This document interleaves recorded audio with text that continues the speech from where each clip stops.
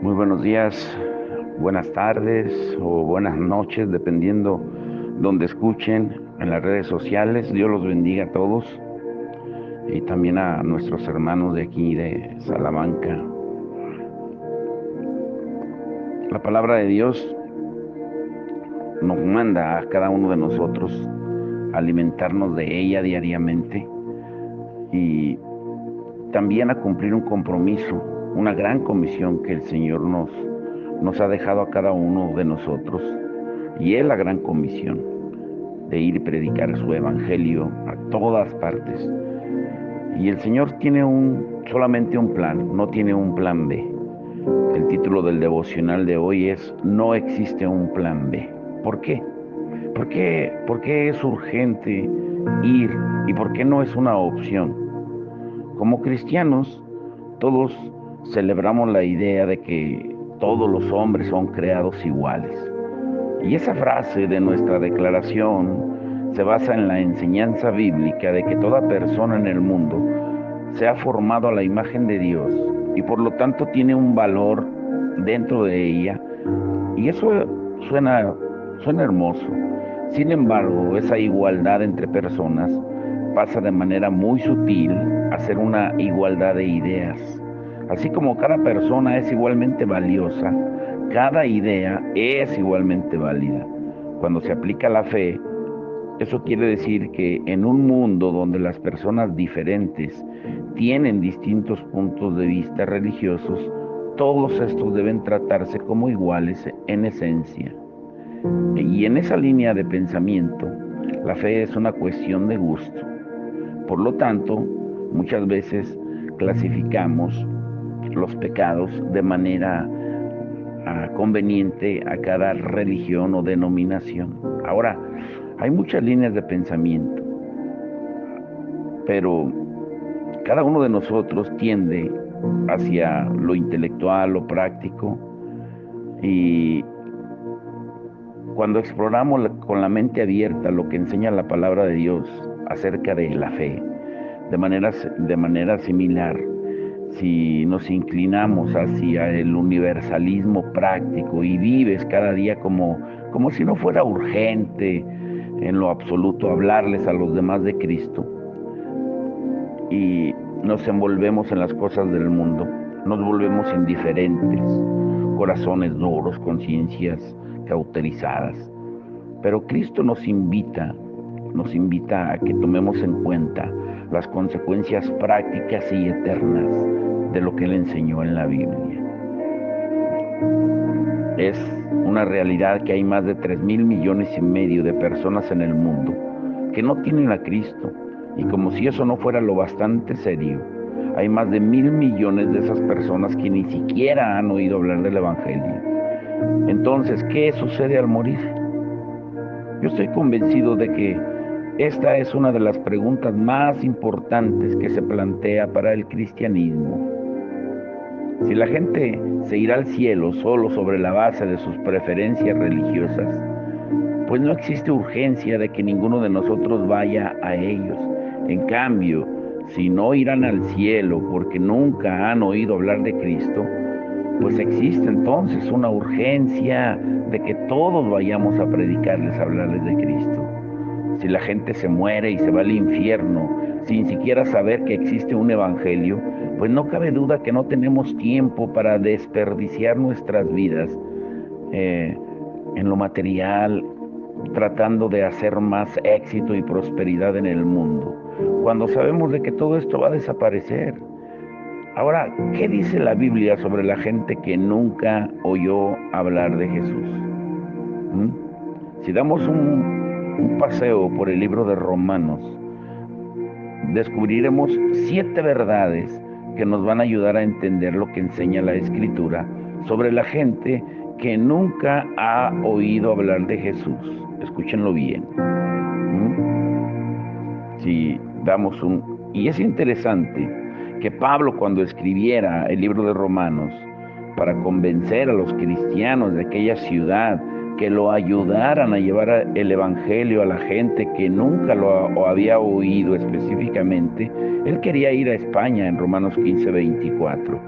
Su ambición de él era predicar el Evangelio donde Cristo no había sido conocido, como él mismo lo dice en Romanos 15:20. Y la gente de España nunca había oído hablar de Cristo. Pero consideremos lo urgente y la urgente necesidad que tenemos también nosotros de abandonar aquello que nos envuelve en los afanes, en querer tener lo más llamativo en esta vida, en querer cumplir, como dicen en Estados Unidos, el sueño americano, y nos olvidamos del propósito de Cristo. ¿Cuáles son esas 7 verdades que Pablo le dice a la iglesia de Roma en el libro de Romanos? Primera verdad: toda la gente tiene conocimiento de Dios. Cuando Pablo termina su introducción a Romanos, inmediatamente comienza a explorar cómo toda la gente tiene conocimiento de Dios el Padre. Y comenzando en Romanos 1:19, Pablo dice que Dios se revela a toda la gente, ya que lo que se puede conocer acerca de Dios es evidente para ellos, pues Él mismo se lo ha revelado.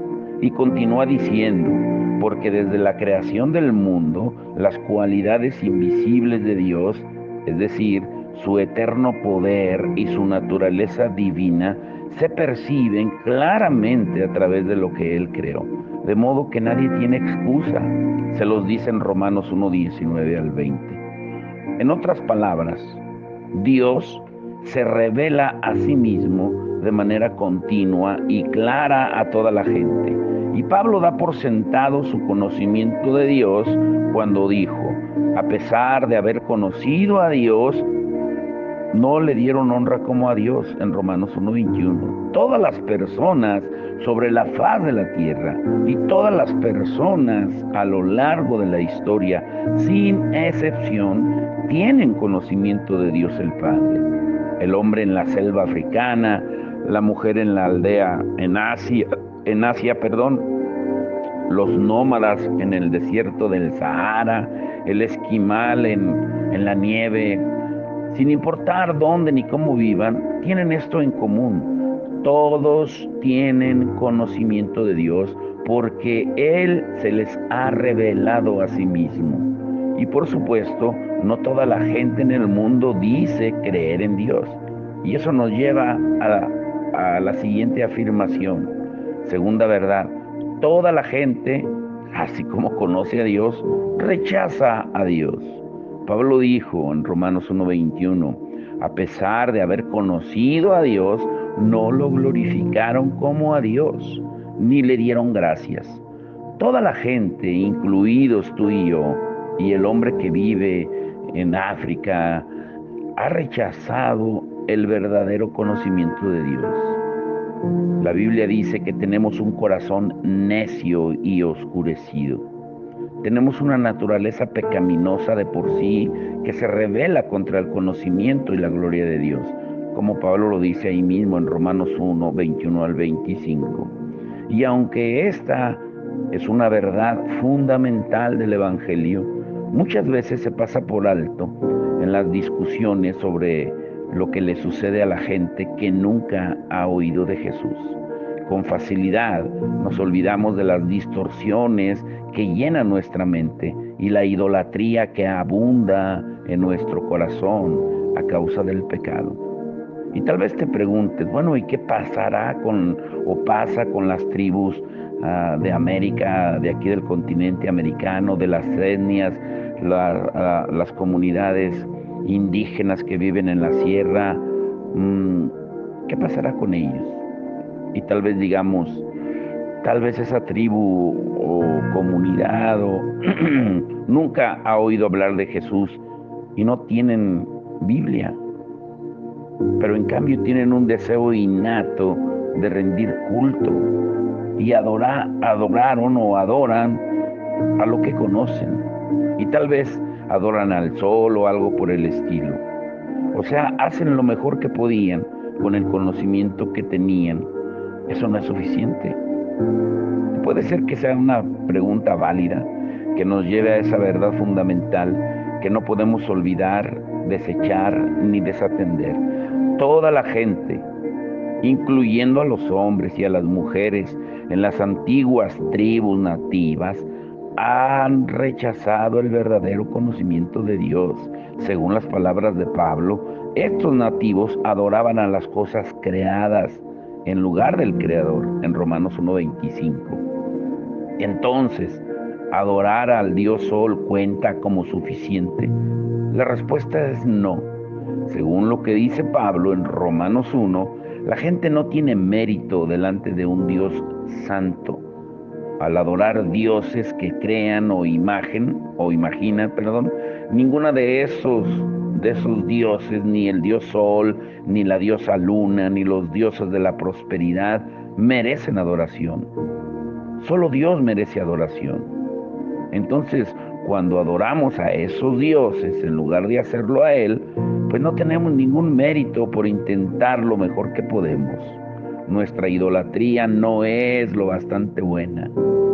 Y solamente es la punta del iceberg, porque los evangélicos también tenemos ídolos. El dinero, las cosas materiales, el éxito, la prosperidad, el orgullo, la vanidad, etcétera, etcétera.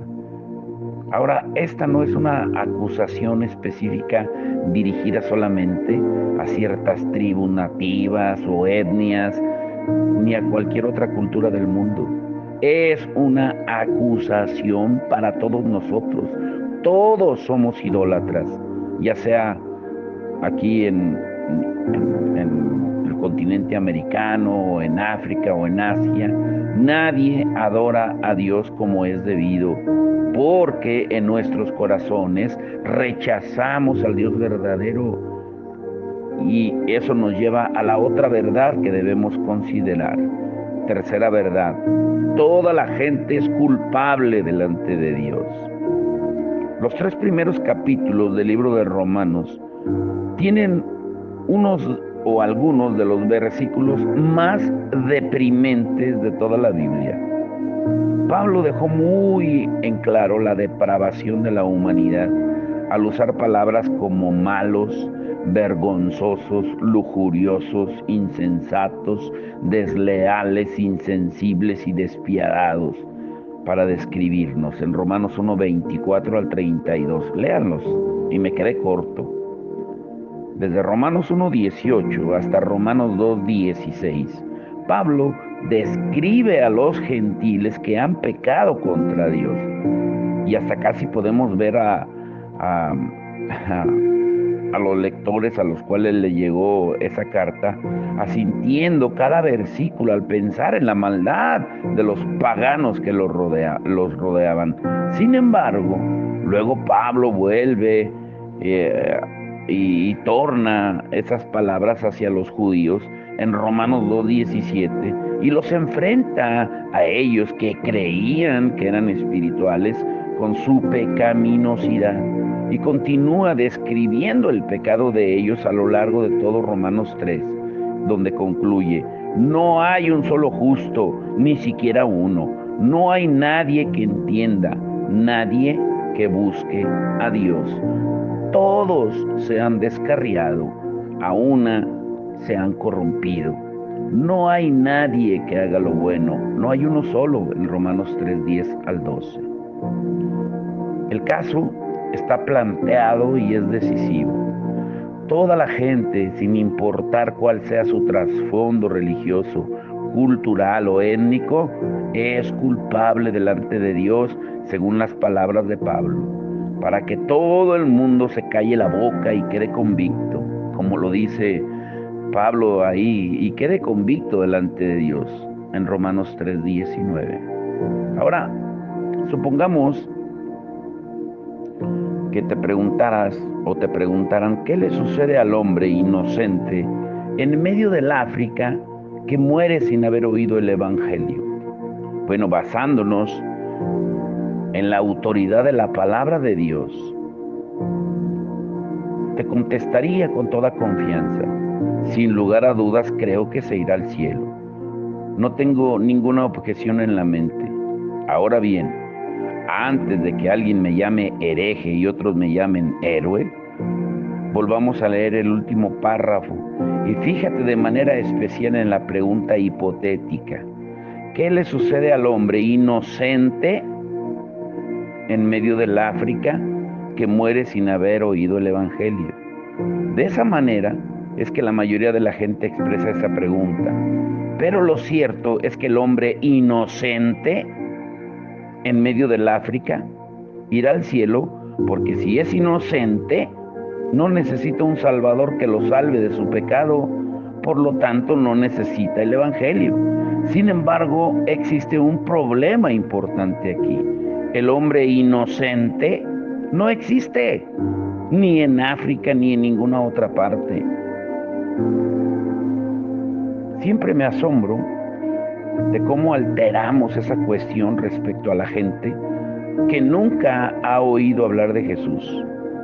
Le damos demasiado crédito al hombre que vive ya sea en África o a la mujer de Asia o a los que viven en los desiertos, apartados o incluso a nosotros mismos. Pero no hay en el mundo gente inocente a la espera de oír el Evangelio. En cambio, en todo el mundo hay gente culpable ante un Dios santo y solo por eso necesitan el Evangelio.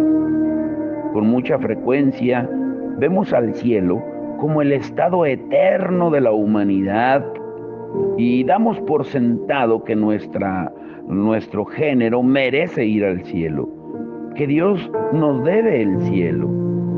Pero a menos que hagamos algo malo de verdad y que nos garantice lo contrario, entonces, ¿cómo vivimos en Romanos esa teología? ¿No es verdadera? Claro que sí. Toda la gente es culpable ante Dios. Y por lo tanto, lo cierto no es el cielo, sino el infierno. Y eso nos lleva a la siguiente verdad. Cuarta verdad. Toda la gente está condenada por rechazar a Dios. Pablo concluye su enseñanza sobre la pecaminosidad de los seres humanos diciendo en Romanos 3:20, por tanto, nadie será justificado en presencia de Dios por hacer las obras que exige la ley. Más bien, mediante la ley, cobramos conciencia del pecado. Por eso les decía que estos capítulos son deprimentes. No es solo que toda persona sea culpable ante Dios, sino que no hay nada que podamos hacer para cambiarlo. Cuanto más tratamos de hacer bien, más ponemos de manifiesto nuestra maldad. Hasta nuestros intentos de obedecer a Dios solo revelan más nuestra incapacidad para hacerlo. Y esto se ajusta a ti y a mí y a cualquier otra persona en el mundo. Por lo tanto, todos estamos condenados ante Dios. Y eso nos pone frente a frente con una equivocación fundamental que aparece en muchas respuestas a la pregunta sobre lo que le sucede a la gente que nunca oyó de Jesús. Muchos cristianos que profesan han llegado a la conclusión de que si cierta gente en el mundo no tiene la oportunidad de oír de Jesús, los excusa de la condenación de Dios de forma automática. Y que esas personas irán al cielo porque después de todo nunca tuvieron la oportunidad de oír hablar de Jesús. Pero esa línea de pensamiento refleja la naturaleza intensamente emocional de esta pregunta. O sea, queremos que la gente esté bien cuando no han tenido la oportunidad de oír el Evangelio. Y en su lugar, pensamos en la lógica de esa conclusión. Afirman que la gente estará con Dios en el cielo para toda la eternidad, precisamente porque nunca han oído de Cristo. El no haber escuchado de Cristo, pensamos que les da un pase directo al cielo, porque son inocentes. Y además de la falta de evidencia bíblica para afirmar que exista ese pase directo, Considera las consecuencias prácticas de esa idea. Si la gente se va al cielo justo porque no ha tenido la oportunidad de oír a Jesús, lo peor que podríamos hacer respecto a su estado eterno, pues sería ir a hablarles de Jesús, porque solo aumentaría sus posibilidades de ir al infierno antes de que llegáramos. Se iban al cielo y ahora que les hemos hablado de Jesús, se pueden ir al infierno. Pues eso sería terrible. Ahora imagina que te encuentras con un estudiante recién llegado a la universidad. Le preguntas si alguna vez oyó hablar de Jesús y con una mirada confundida te responde que no. Ahora bien, si ese joven se dirige al cielo solo porque nunca oyó hablar de Jesús, pues lo mejor que podrías decirle por el bien de su eternidad es: si alguien trata de hablarte de Jesús, tápate los oídos, comienza a gritar bien fuerte y vete corriendo. Es evidente que esa metodología en particular pues no está en las Escrituras. Entonces, cuando sigues la lógica de la conclusión anterior, este es el resultado práctico. Sin embargo, hay quienes sostendrán: bueno, Dios es justo al condenar a la gente por no creer en Jesús, siendo que nunca tuvieron la oportunidad de oír hablar de Él. Ahora bien, esta es una pregunta muy buena y creo que la respuesta es no. Dios no sería justo al condenar a la gente por no creer en un Salvador del cual nunca oyeron hablar. Pero, en cambio, no te olvides de que en definitiva a la gente no la condenan por no creer en Jesús. Las condenan por rechazar a Dios. Y esa es la clave. Nadie discute que los más de 3,000 millones de personas que nunca han oído hablar de Jesús tienen una clase distinta de responsabilidad ante Dios de la que tenemos el resto de nosotros que ya hemos escuchado de Dios. Quienes hemos oído hablar de Jesús, hemos tenido la oportunidad de recibir o rechazar el Evangelio y tenemos la responsabilidad por nuestra decisión.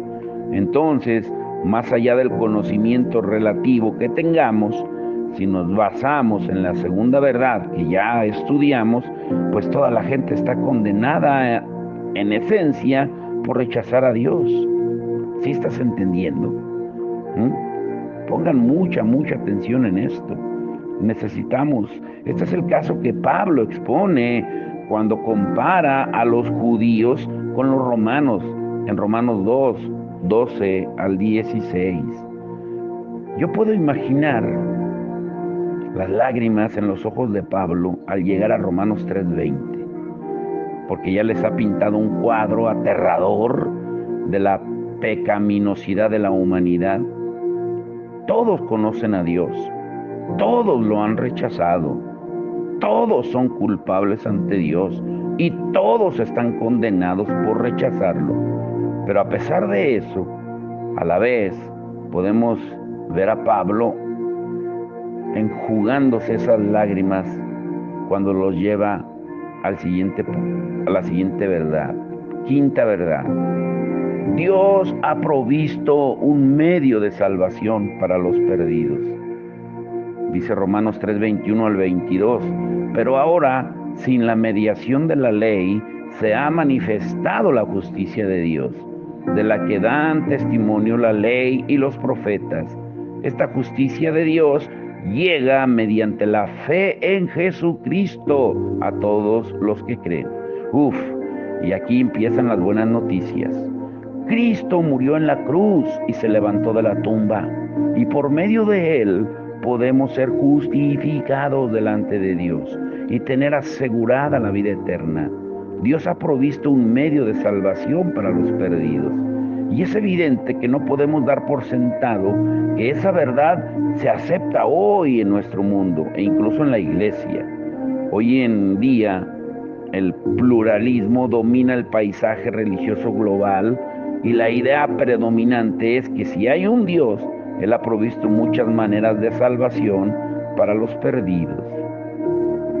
Ahora, Tal vez digas, bueno, me está diciendo que si no creo en el Jesús del que habla, me iré al infierno cuando muera. Escucha bien, todos tenemos pecados que nos separan de Dios. No importa lo que hagamos, no podemos vencer nuestra propia rebelión. Por eso Jesús murió en la cruz, para salvarnos de nuestros pecados y de nosotros mismos. Por lo tanto, sí, así es, no irás al cielo si no crees en Jesús. Y tal vez preguntes también, bueno, ¿y quién es usted para decir que la fe es el único camino a Dios y que el resto de nosotros nos iremos a la condenación eterna? Bueno, dicho esto, necesitamos entender que muchas de las conversaciones en los días que vendrán nos harán muchas preguntas de este tipo. ¿Cómo sabes que Dios existe? ¿Por qué Jesús es diferente a todos los demás líderes religiosos? ¿Y qué hay de la gente que nunca ha escuchado hablar de Jesús? Y te inundarán de preguntas. Ahora entiende bien esto. En cada oportunidad que tengamos de hablar de Cristo, no podemos desviarnos de lo que el Señor dice y nos lleva a la sexta verdad. La gente no puede llegar a Dios por otro medio que no sea la fe en Cristo. ¿Qué quiere decir? Pablo, después de escribir uno de los párrafos más sorprendentes e impresionantes de toda la Biblia, en Romanos 3:21 al 26, comienza a explicar cómo la salvación de Dios se vuelve realidad en nuestras vidas. Los judíos, entre su audiencia, estaban acostumbrados a cumplir la ley en un esfuerzo por conocer y agradar a Dios. Sin embargo, en Romanos 3:27 al 31, Pablo describe cómo la fe en Cristo es el único camino para ser justificados delante de Dios y desarrolla en detalle esa línea de pensamiento en el capítulo 4 y 5 de Romanos y termina diciendo en Romanos 5:1, ya que hemos sido justificados mediante la fe, tenemos paz con Dios por medio de nuestro Señor Jesucristo. La fe en Cristo es el único medio por el cual podemos ser salvos. A esta altura, algunos pueden estarse preguntando cómo se salvaba la gente en el Antiguo Testamento.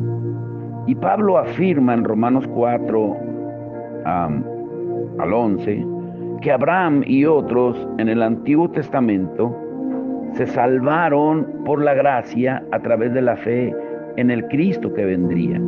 Aunque no conocían todos los detalles, confiaban en la redención que Dios traería por medio de Cristo. Basándose en su ejemplo, algunos han llegado a la conclusión de que la gente hoy también se puede salvar a través de una confianza general en Dios, aun cuando nunca hayan oído de Cristo. Sin embargo, una vez que vino Cristo, la Escritura no da evidencia de que esto sea así.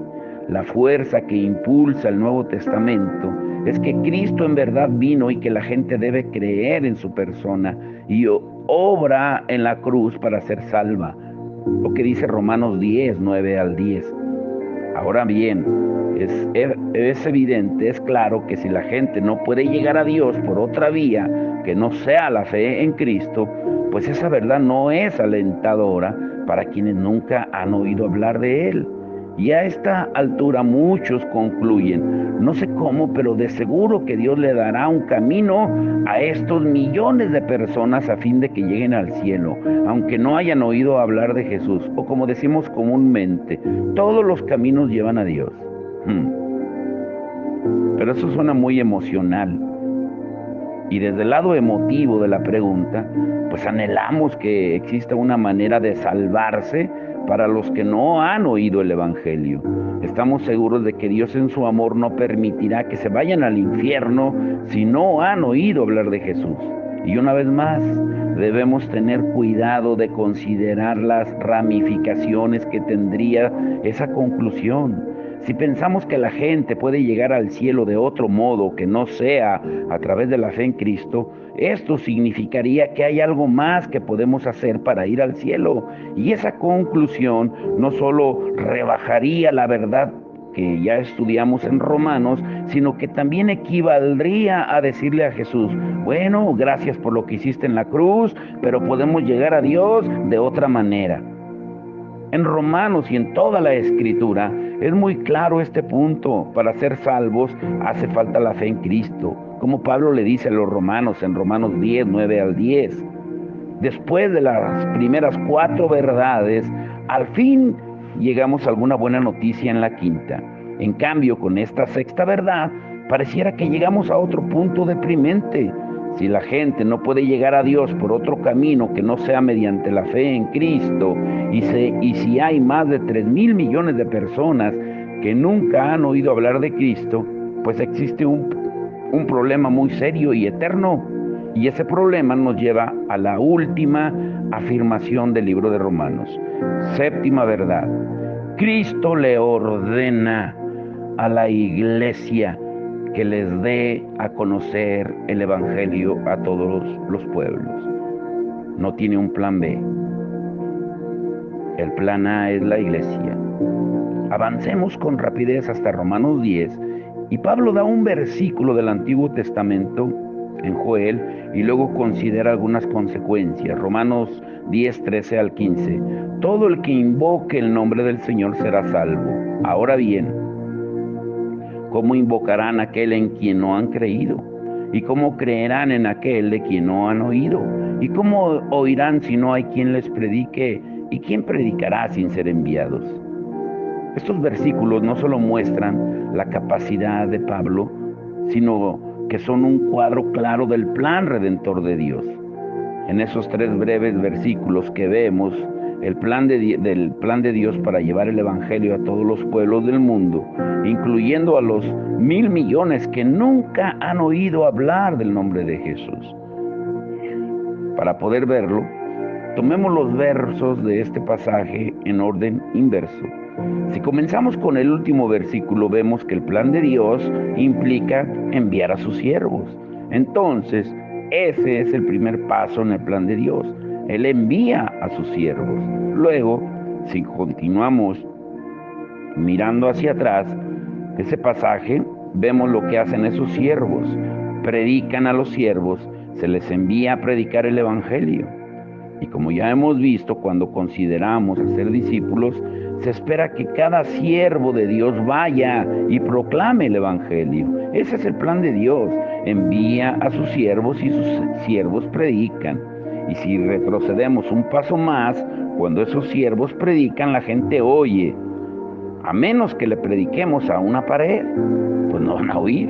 La gente nos oirá cuando lo hagamos. Entonces el plan es progresivo. Dios envía a sus siervos predican y la gente oye. La oración de Romanos 10 dice que cuando oyen, creen. Ahora bien, este pasaje no enseña que cada persona que oiga el evangelio llegue a creer. Sin duda esto no es cierto, tanto desde el punto de vista de la escritura como del práctico. Aún así, este pasaje enseña que cuando predicamos y la gente oye, algunos de ellos creen.